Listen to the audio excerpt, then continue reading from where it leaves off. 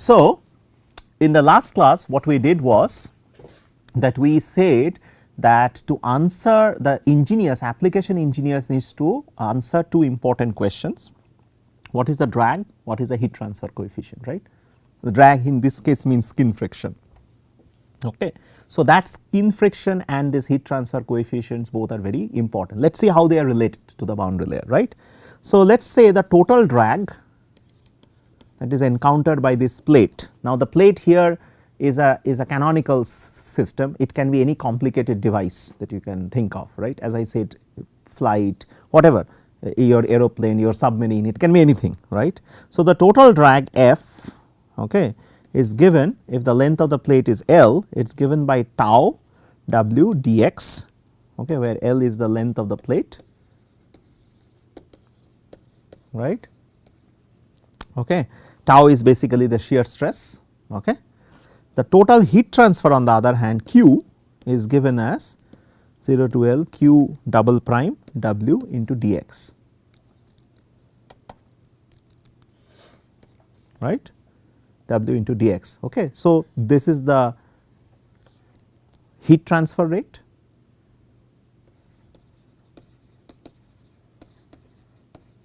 and this is basically the total drag. So, there are two questions over here, right. These two expressions you know, this is how to calculate, correct. Okay.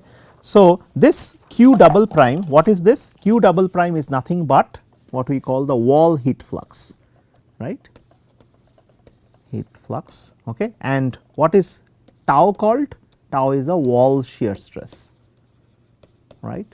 So, that would mean that you need to know that what is the heat flux at the wall, you also need to know what is the shear stress at the wall, right. So, what is Q, let us look at it, what is Q double prime, right. Q double prime, that means if you know Q double prime, you can easily integrate this fellow over here to get the total heat transfer rate, right. So, the wall heat flux, if you talk about it, is basically given as H into T naught minus T infinity, correct. This is what the application engineer wants, right, that H, and it is T naught minus T infinity. T naught is a wall temperature, okay, and T infinity is what? T infinity is basically the free stream temperature, right. H is some kind of a combined number, right, which gives you that how much is the heat flux, the wall heat flux, right, that is what your aim is, right. Now, this H, you would be immediately elated, oh, there is a number called H, this is like the heat transfer coefficient, this is the heat transfer coefficient, right. Now, you will be elated to see that, oh wow, now we have a heat transfer coefficient, so it is very easy, right. But problem here is this heat transfer coefficient H is not a function of the properties, this is not like your K, not like your thermal conductivity. So, when you talk about thermal conductivity, say for example, you will find that is what you have encountered in conduction mostly, because it is K dt dx, right, and or dt dy.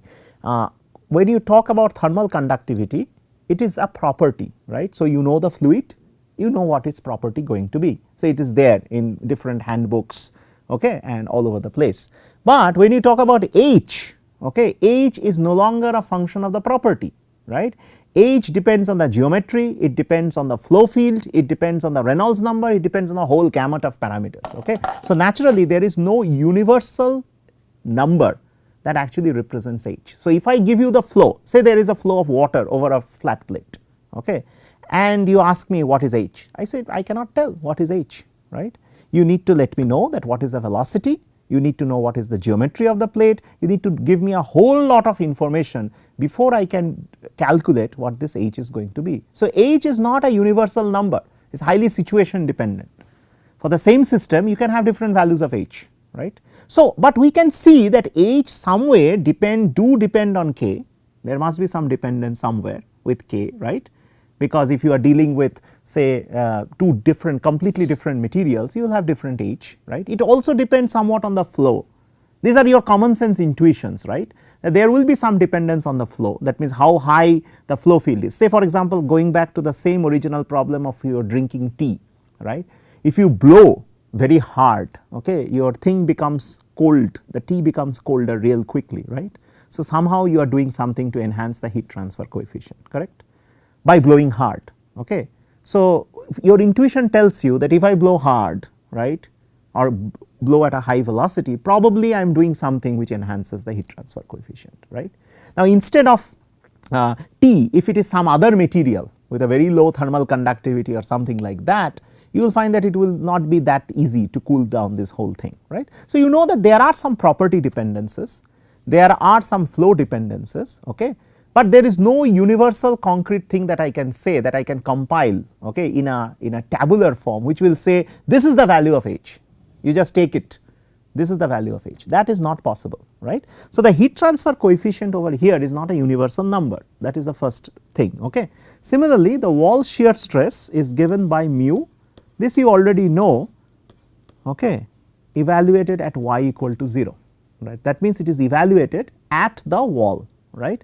So, what does this mean? This means that the velocity gradient, okay, evaluated at y equal to 0, that means if this is the plate, right, this is the velocity profile, how it looks like, I am concerned about the slope at that particular point, right, okay, to calculate what will be my wall shear stress, got the point, right. Now, imagine this particular situation, your boundary layer, as I said, looks something like that.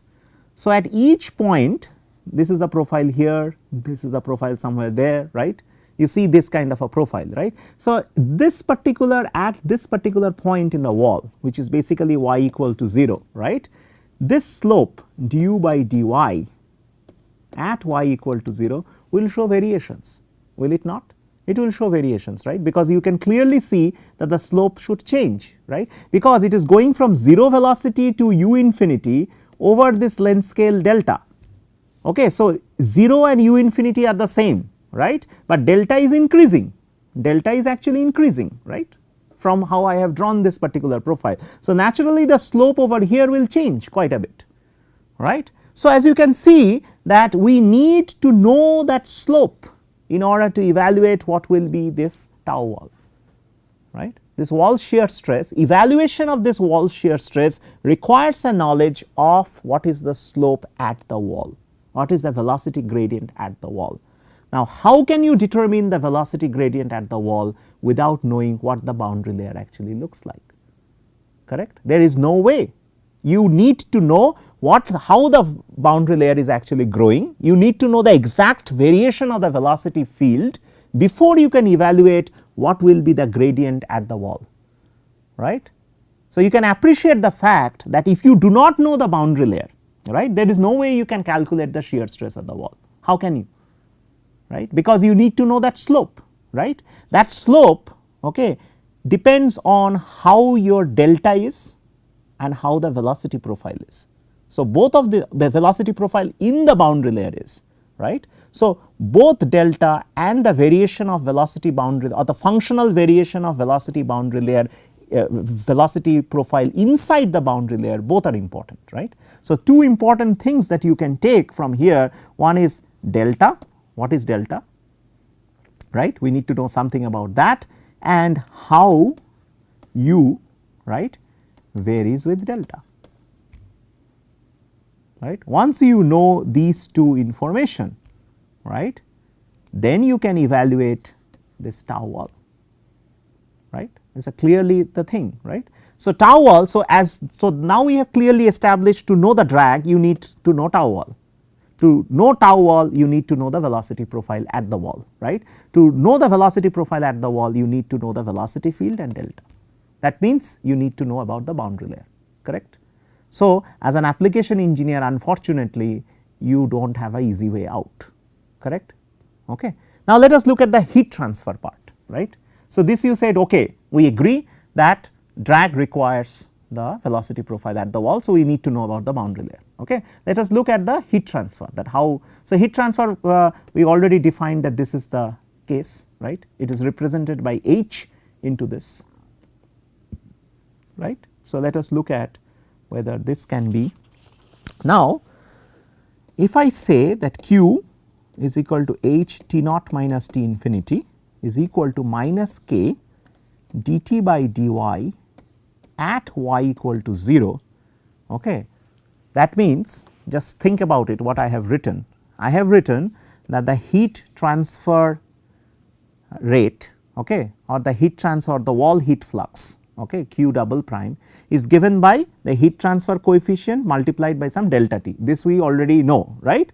This is equal to what we call the conduction, okay, at the wall. That is how this is written, K dt by dy at y equal to 0, right. So, this means that once again if you have the slope at the wall, right, this is the T, variation of T. Once again we are concerned about what is the value of that slope of the temperature profile at the wall, okay, and this is nothing but the conduction heat flux, correct, minus K dt by dy. This you are very familiar with, right. Now, the question is, oh, you are doing convection so far, how come this conduction comes into the picture, how come these two things are actually close to each other, right, how are these two things equal. So, the natural question that I will try to explain it, that if you look at the plate, okay, you know that if you look at a layer which is very close to the plate, which is, so this is basically y equal to 0, this is basically say y equal to 0 plus, right. Just here the fluid which is adjacent to this wall is basically motionless, right. Why? That is because of the no slip, right, motionless fluid. So, it is almost like this layer of fluid is actually sticking to the surface, there is no motion of the fluid, okay. So, they stick to the wall, correct, okay. There is no slip, obviously no slip condition, okay. Hence, if there is no motion, right, the heat transfer from the wall to this adjacent layer of fluid will be only due to convection, from wall to this layer of fluid, right, layer of fluid will be due to conduction only.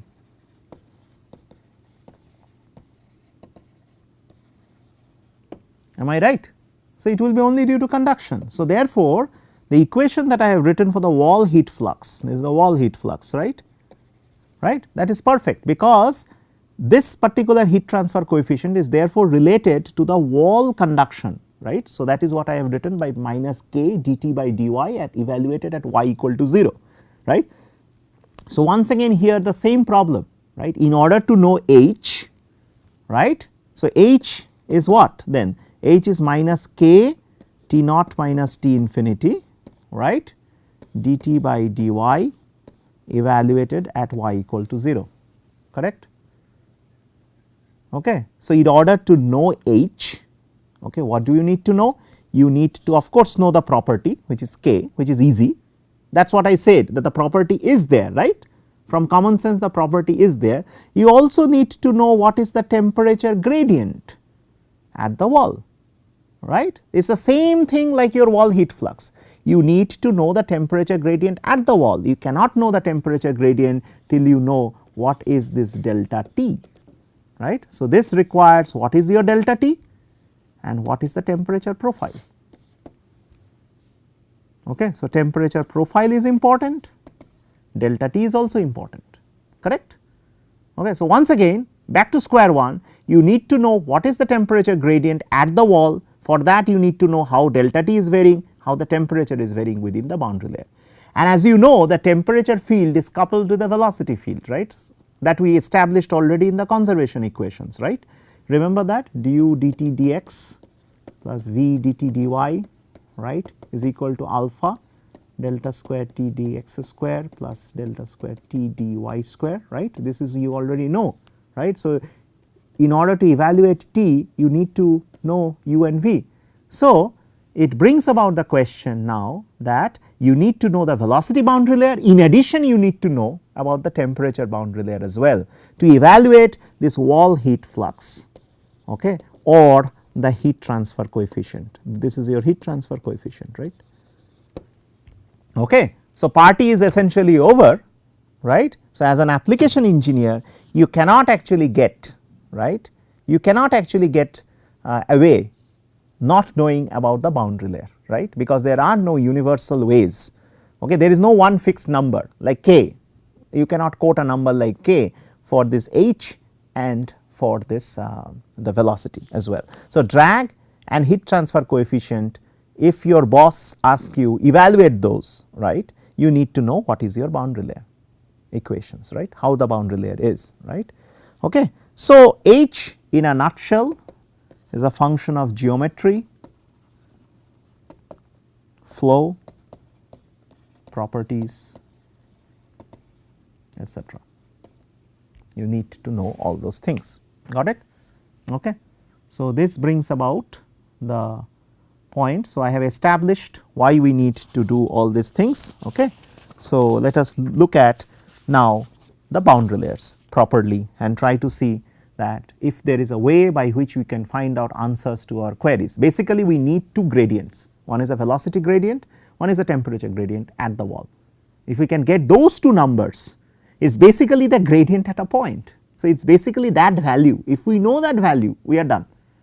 Okay. So, all these conservation equations, all going through all these problems is basically to get two values, right.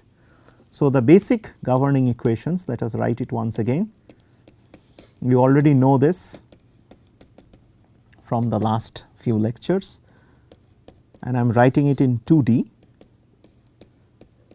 Anything can be projected to 3D also. So, this is the continuity, the first equation, right. Momentum actually has got two equations now. This is because of the x and the y, v du dy. So, that is the convective derivative part, dp dx.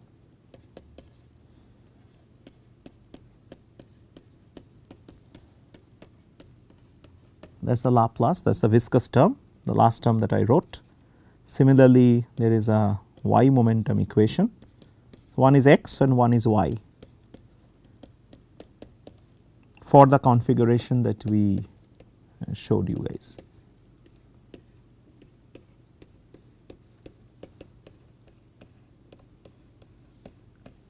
Got it? So, that is the two momentum equations. Then comes the energy equation. Once again, this is the conduction or the diffusion part of the term. Got it? So, basically there are four sets of equations that we have. We have unknowns as u, v, p and t, right. These are the unknowns. Got it? What are the boundary conditions? In order, you can see that these are all PDEs, right. PDEs means partial differential equations. Okay. The momentum equations are nonlinear because of the presence of these kind of terms over here. This is nonlinear. That is the reason why you cannot solve most of them. Okay. So, based on this, so but still, in order to pose the problem, we need to know what are the boundary conditions. So, the first boundary condition is basically the no slip. That means u is equal to 0, v is equal to 0 at y equal to 0, correct. So, that is a no slip. No slip, no penetration boundary conditions. Okay. That means this plate is not porous also, that means there is no the flow cannot go through the plate. Okay. So, this is a perfectly impervious plate to begin with. We will see porous examples also later. Wall temperature, say it is defined, you get T equal to T naught, okay. That is at once again y equal to 0. The third boundary condition is u is equal to u infinity, t is equal to t infinity, v equal to 0 at y equal to infinity. Okay. Why this is infinity and not delta? That is because the boundary layer always asymptotes, right. So, it will asymptote to the value of u infinity or t infinity. Okay. It will never become, it will only become equal to that at infinity essentially. Okay. So, we will see that we have to find a prudent definition of delta, right. In some cases people say delta is that value when u becomes equal to something like 99% of u infinity, right. Or if you want to be more accurate, you can go and make this 999, okay, whatever it is, that is your choice. This is a rather arbitrary number, okay, which you can cater to your own way. Say for example, in some cases you are interested in very accurate estimation of your drag. In that case you might have to take numbers which are very, I mean, large places of decimal, right. But if you are interested in just a casual calculation, and it may not, it depends on the requirement of your problem, you might deal with about 99%. Okay. Most of the cases it is about 99% of the free stream. Okay. But in reality this delta actually is infinity, that is because it asymptotes, it never quite reaches u infinity, it only does that at y equal to infinity. So that is why this validates this particular judgment. Okay. None of these equations are actually valid close to the leading edge or the trailing edge of the plate, because of the reason that there will be other kinds of problems. Okay. So, which you are not going to go into the details of those problems, but when you actually encounter, when suddenly you encounter an obstacle, okay, there are a lot of complicated fluid structures that are created at the leading edge of the plate. Okay. So, leading edge effects are kind of ignored. So, that means we are looking at a slightly downstream distance. Okay. So, therefore, we are making certain assumptions which may not be valid at the leading edge of the plate, but we are going to live with that for the time being, because that is the only way that we can cast or get some semblance of good analysis done on this particular problem. Okay. So, now that we have established the governing equations and the boundary conditions, let us try to see if we can introduce some kind of a scaling argument to the whole thing. Okay. So, let us see that what does scaling actually means. Scaling means that it is an order of magnitude kind of an analysis. That means I do not need to solve the problem, but I need to know what are the scales of the problem. Okay. Like for example, in certain cases fluid dynamics is a very complicated beast, right. So, for example, there may be certain things which are relevant in a small scale, but however, if you do not want the small scales to come into the picture, you may only deal with the large scale physics. Okay. So, there are certain scales that are present in the flow field, and we may be interested, or we may show that only certain scales are important for the present study. So, it will be only evident if we give you some examples which is related to our case. Okay. So, let us redraw this boundary layer. Okay. So, that is the boundary layer profile. Okay. Once again you have your x and y marked out. This is the length of the plate L. Okay. Free stream, as we said, u equal to u infinity, v equal to 0, p equal to p infinity, right. Okay. Now, the scales, let us establish what are the scales of x, y and u, right. So, here x scales as L, right, this is the length of the plate, as you can see, right. That means the relevant scale for x, that is the distance in the the x direction, is the length of the plate. Okay, because that is how you can see it readily. However, for y the relevant scale is delta, because delta is the distance over which the velocity varies from u0 equal to u infinity, right. So, that y is not infinity, it is over that distance delta that is most relevant, right. So, that is the relevant variation of delta, and u is of course dependent on u infinity, right, that is the scale of u, right. Okay. So, in view of these three numbers or three scalings, okay, let us write the x momentum equation, right. Okay.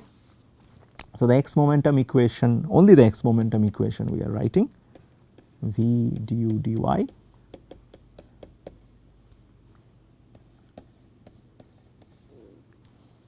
or in this case let us put it as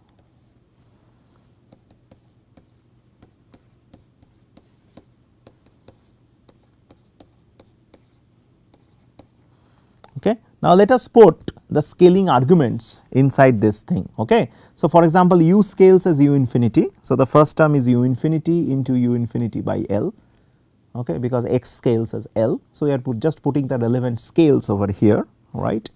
This will be v, we do not know the scale for v as of now, u is u infinity, y is delta. So, that is the second term over here. Okay. Then comes pressure, let us take it as P over here for the time being, given as rho into L, because x is once again scales as L, right. Then there is gamma u infinity divided by delta square over here, right. So, that is given as delta. Okay. Then there is u infinity divided by L square, right, because x scales as L square. So, these are the relevant scales, okay, or the relevant orders of each of the individual term of the momentum equation, right. Okay. So, in this case it is quite evident that if we can we simplify the problem a little bit based on this, right. Okay. So, if we look at the continuity equation here, that is equal to 0. So, if you look at the continuity, it is u infinity by L, okay. That should be the same as V by delta. Okay. So, V will be given as u infinity delta by L, right, correct. That comes from the continuity equation, because u and v has to be of the same scale, of the same order. These two terms has to be of the same order, right, because otherwise you can actually neglect the other. So, if one term is like a balance, right, if one term is very small, one term is very big, you can obviously throw away the small term, right, in certain approximate cases. Okay. So, in this particular case, now if you back substitute this over here, okay, you will find that both the terms will now become u infinity square by L.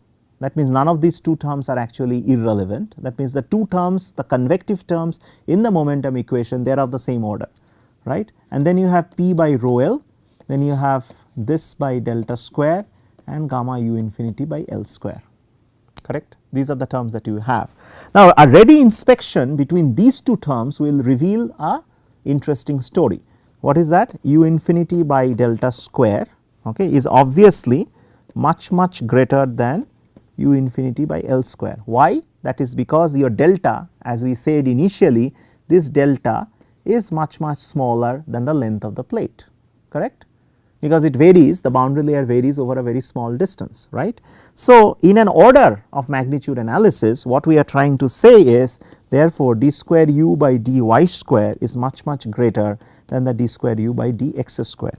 So, basically the axial variation of the u velocity, or rather the viscous term due to that, is negligible compared to the viscous term that you generate because of the transverse direction, right. So, the equation becomes very simple. In that case, you get u du dx plus v du dy minus 1 over rho dp dx plus gamma del square u del y square, right, because we have got rid of the x term now, got it. Okay. So, similarly, now let us look at we should look at the y momentum equation now also, right. So, the y momentum equation now needs to be looked at. So, in the next class what we are going to do, we are going to look at the y momentum equation and try to see that what we can get out of it. Okay. So, in the next class, so the x momentum is very clear, we have got rid of one term. Now, let us look at the y momentum equation and see that what we can extract out of this, because still there is a pressure term which is hanging around over there, right, about which we do not have much of an idea. So, let us see that how the y momentum equation can come in handy.